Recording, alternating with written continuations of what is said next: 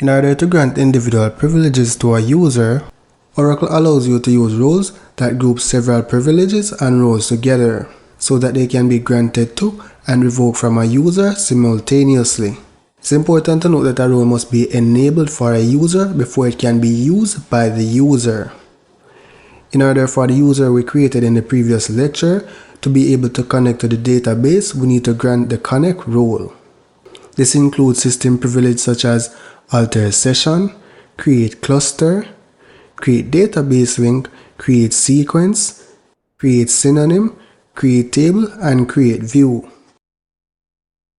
The AQ administrator role provides privileges to administer advanced queuing. It includes enqueue any queue, dequeue any queue, and execute privileges and AQ packages. You have the CTX app role, which is a system-defined role that enables users to create and delete Oracle preferences and use the PL/SQL packages. Another important role is the DBA role. With this role, all system privileges are granted with the admin option. With the admin options means that a user can now grant permissions to another user. What the execute catalog role does is that it provides execute privilege on objects in the data dictionary. You also have the recovery catalog owner, which provides privileges for the owner of the recovery catalog. This includes create session, alter session, create synonym, create view, create database link, create table, create cluster, create sequence, create trigger, and create procedure. A very important role is the resource role.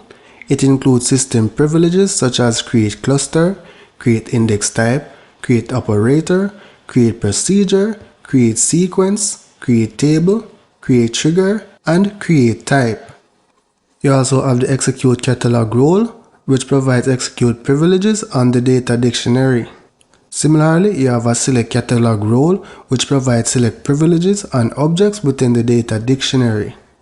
So I've just listed a few roles out of the 60 roles that are available within the Oracle database. To view all of these roles, you can query the DBA roles table within the sys schema. These roles are automatically defined by the Oracle database. You can always grant and revoke privileges from any of these predefined roles. In the next lecture, we'll be taking a look at granting and revoking roles.